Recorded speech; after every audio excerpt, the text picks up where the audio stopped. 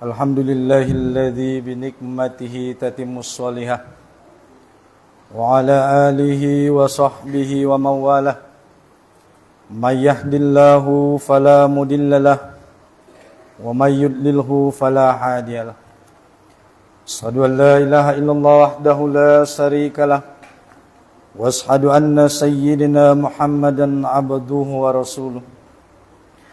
Allahumma salli ala sayyidina Muhammad wa ala ali sayyidina Muhammad. Wa qala ta'ala ya ayyuhalladzina amanu taqullaha haqqa tuqatih wa la tamutunna illa wa antum muslimun. Wa qala ta'ala fi ayatil ukhra wa ma arsalnaka illa rahmatan lil alamin.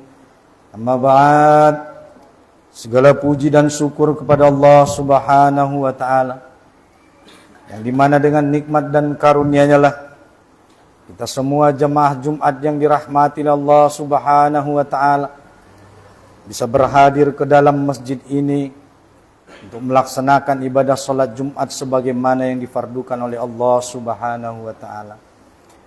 Marilah kita senantiasa bersyukur atas karunia dan nikmat tersebut, dengan kita senantiasa meningkatkan keimanan dan ketakwaan kita di hadapan Allah Subhanahu wa ta'ala, dengan cara menjalankan segala apa yang diperintahkan oleh Allah dan meninggalkan segala apa yang dilarangnya. Mudah-mudahan dengan begitu kita semua tergolong sebagai hamba-hamba yang bertakwa, hamba yang insya Allah kelak Allah masukkan ke dalam surganya, surga jannatun tajri min tahtihal anhar khalidina fiha abada. Amin ya rabbal alamin. Salawat dan salam semoga senantiasa terlimpah dan tercurah kepada Sayyidul Anbiya'i wal Mursalin Khatamun Nabiyyin. Beliaulah baginda Rasulullah Muhammad sallallahu alaihi wasallam. Allahumma salli ala Sayyidina Muhammad wa ala ali Sayyidina Muhammad. Mudah-mudahan dengan kita senantiasa mengikuti petunjuk daripada Rasulullah, kita adalah umat yang terpilih di hari yaumil akhir kelak sebagai umat yang berhak mendapatkan syafaat dari beliau. Amin ya rabbal alamin. Ma'asyiral muslimin, jamaah salat Jumat yang dirahmati Allah Subhanahu wa taala. Alhamdulillah baru saja kita meninggalkan tahun 1445 Hijriah. Dan hari ini kita sudah berada pada tahun 1446 Hijriah, yang artinya kita telah meninggalkan tahun yang lalu dan kita telah berada di tahun baru, yaitu pada kesempatan hari ini. Oleh karena itu, marilah di tahun ini kita menjadikan momentum bulan Muharram sebagai momentum bagi kita untuk hijrah dan muhasabah diri. Apakah seluruh amal-amal perbuatan kita yang telah kita lakukan di tahun lalu sudah menjadi amal-amal yang terbaik dan menjadi amal-amal soleh yang berterima di hadapan Allah Subhanahu wa ta'ala? Jikalau belum amal-amal itu menjadi amal-amal yang terbaik, maka bagaimana agar di tahun baru Islam ini, di tahun 1446 Hijriah, menjadi momen penting juga bagi kita untuk muhasabah diri, bagaimana agar amal-amal kita menjadi amal yang terbaik di tahun yang akan datang ini. Ma'asyiral muslimin, jamaah salat Jumat yang dirahmati Allah Subhanahu wa taala. Pada hari ini kita melihat berbagai berita televisi media, kita bisa menyaksikan bahwa di tahun baru Islam ini masih ada saudara-saudara kita yang teraniaya dan terjajah di negeri yang lain.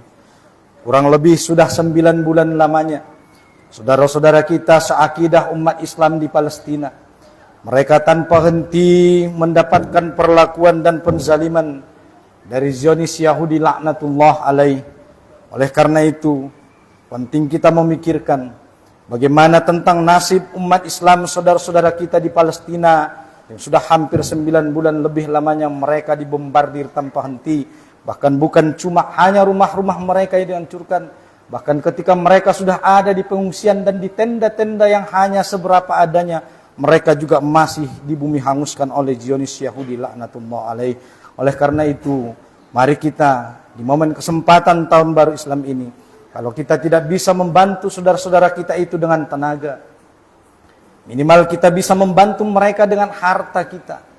Tidak bisa juga kita membantu saudara-saudara kita itu dengan harta kita, minimal kita menyertakan mereka di dalam setiap doa-doa dan sujud panjang kita. Karena kelak Allah akan menanya tanggung jawab kita di hadapan Allah Rabbul Alamin, di mana rasa persaudaraan kita terhadap sesama muslim. Oleh karena itu, tunjukkan kepedulian kita terhadap umat Islam di Palestina. Minimal kita senantiasa mendoakan mereka di sujud-sujud panjang kita.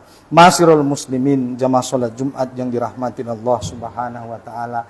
Karena kita telah berada di tahun baru 1446 Hijriah, maka marilah kita memuhasabah diri kita dan menimbangkan dan merencanakan apa target amal kita di tahun yang akan datang ini.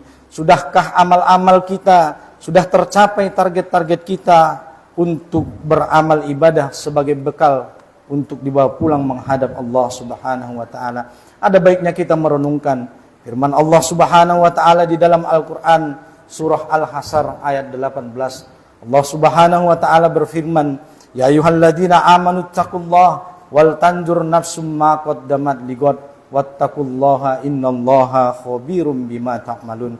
Yang artinya, hai orang-orang yang beriman, bertakwalah di hadapan Allah Subhanahu wa taala dan hendaklah setiap orang memperhatikan apa yang sudah dia siapkan sebagai bekal amal untuk dibawa pulang menghadap Allah Subhanahu wa taala ketika hari kiamat itu datang, ketika hari yang ditunggu-tunggu dan tanpa diduga-duga itu datang, yaitu panggilan malaikat maut. Sudahkah kita mempersiapkan diri kita dengan amal-amal terbaik kita? Maka kalau belum, marilah kita di tahun baru Islam ini mempersiapkan perencanaan amal soleh yang terbaik kita, supaya kita mempunyai bekal untuk dibawa pulang menghadap Allah Subhanahu wa taala.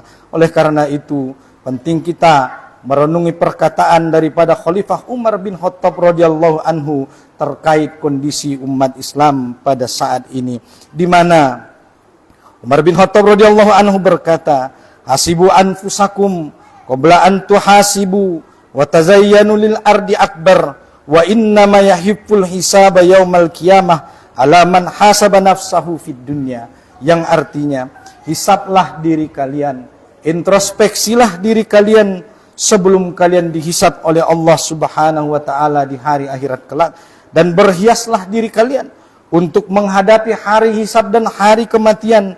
Sesungguhnya hisab pada hari kiamat akan menjadi ringan hanya bagi orang yang selalu menghisab dirinya saat hidup di dunia. Dengan kita menghisab amal kita selama kita hidup di dunia ini, maka kelak di hari akhirat akan lebih ringan hisab kita di hadapan Allah Subhanahu wa taala. Kita banyak bertobat, memohon ampun kepada Allah Subhanahu wa taala. Mungkin ada kelalaian atau dosa-dosa yang kita lakukan di tahun-tahun yang lalu, maka harapan kita di tahun yang baru ini tidak lagi terulang perbuatan maksiat dan dosa itu, sehingga kita menjadi pribadi yang semakin bertakwa di hadapan Allah Subhanahu wa taala. Masirul muslimin, jamaah salat Jumat yang dirahmati Allah Subhanahu wa taala. Oleh karena itu, momentum hijrah di mana Rasulullah sallallahu alaihi wasallam juga berhijrah dari kota Makkah menuju Madinah. 13 tahun Rasulullah sallallahu alaihi wasallam berdakwah di kota Makkah dan 10 tahun di kota Madinah, barulah Rasulullah sallallahu alaihi wasallam berhasil mendidik generasi terbaik umat ini kurang lebih selama 23 tahun, barulah mereka menjadi pribadi-pribadi yang bertakwa. Oleh karena itu, marilah kita meniru sebagaimana hijrahnya Rasulullah sallallahu alaihi wasallam. Hijrah yang dimaksud adalah meninggalkan perbuatan yang tidak baik, meninggalkan sistem yang tidak islami kepada sistem yang islami, dan meninggalkan segala amal keburukan kepada menuju amal-amal soleh yang diridhoi oleh Allah Subhanahu wa taala. Sehingga ketika Rasulullah sallallahu alaihi wasallam hijrah di bulan Muharram, yang sebenarnya hijrah Rasulullah bukanlah pada bulan Muharram, tetapi kenapa sahabat Umar bin Khattab radhiyallahu anhu memulai penanggalan Islam dari bulan Muharram? Karena memang di bulan Muharram Rasulullah telah mempunyai niat untuk berhijrah dari kota Makkah menuju Madinah, yang sebenarnya hijrah Rasulullah itu sendiri dilakukan dimulai pada bulan Safar, yang kemudian sesampainya di Madinah Rasulullah telah berada pada bulan Rabiul Awal, dan di sanalah ketika Rasulullah telah berada di kota Madinah, maka tegaklah pondasi bangunan Islam, berlakulah sistem syariat Islam 100% sebagaimana yang diberlakukan oleh para sahabat beliau setelahnya sampai pada tanggal 3 Maret tahun 1924 Masehi, yaitu diruntuhkan oleh seorang Yahudi yang berpura-pura masuk Islam, itulah Mustafa Kemal Atatürk. Dan semenjak itu kaum muslimin diatur tidak lagi dengan aturan syariat Islam yang sempurna. Adakah syariat Islam seperti ini zaman ini yang diterapkan? Ada, tetapi hanya sebagian kecil, hanya pada bidang sholat, zakat, puasa, haji, sementara syariat lainnya diabaikan. Kenapa? Karena Mustafa Kemal Atatürk telah meruntuhkan kepemimpinan kaum muslimin, sehingga kaum muslimin pada hari ini terpecah belah menjadi 50 negara. Masyarul muslimin yang dirahmati Allah Subhanahu wa taala. Oleh karena itu, marilah kita jadikan tahun baru Islam ini sebagai momentum bagi kita untuk mempersatukan kaum muslimin. Kita juga berdoa kepada Allah Subhanahu wa taala. Mudah-mudahan Allah menyatukan hati daripada pemimpin-pemimpin negeri-negeri kaum muslimin yang berjumlah lebih daripada 50 negara itu, sehingga kita bisa menolong dan membebaskan saudara-saudara kita umat Islam di Palestina. Mudah-mudahan momentum hijrah ini, bulan Muharram, bulan yang dimuliakan oleh Allah, menjadikan kita sebagai pribadi-pribadi yang baik, menjadikan kita lebih bersungguh-sungguh dalam beramal ibadah, sehingga kita kembali pulang dengan memperoleh derajat orang-orang yang muttaqin, orang-orang yang bertakwa di hadapan Allah Subhanahu wa taala, yang orang-orang bertakwa itu insya Allah kelak akan Allah balas dengan surganya, karena memang surga hanya diperuntukkan untuk orang-orang yang bertakwa. Uiddat lil muttaqin. Mudah-mudahan dengan kecintaan kita kepada Rasulullah, dengan kecintaan kita kepada para ulama-ulama kita, tuan-tuan guru kita, sahabat-sahabat dan kaum kerabat kita yang soleh-soleh, dan kecintaan kita kepada Al-Quran, dan pemahaman kita kepada Al-Quran, dan pengamalan kita kepada Al-Quran, kita adalah orang yang kelak berhak mendapatkan syafaat dari Rasulullah SAW. Bahkan tidak cukup sampai di situ, kita adalah orang yang berhak mensyafaatkan 70 orang daripada anggota keluarga kita kelak di yaumil akhir. Amin, amin, ya rabbal alamin. Mudah-mudahan penyampaian dari khatib yang singkat ini dapat bermanfaat bagi kita semua. Barakallah li wa lakum fil Qur'anil azim wa nafa'ani wa iyyakum bima fihi minal ayati wa dzikril hakim wa taqabbalallahu minna wa minkum tilawatahu innahu was-sami'ul alim. Aqulu qouli hadza wa astaghfirullahal azim innahu wal ghafurur rahim.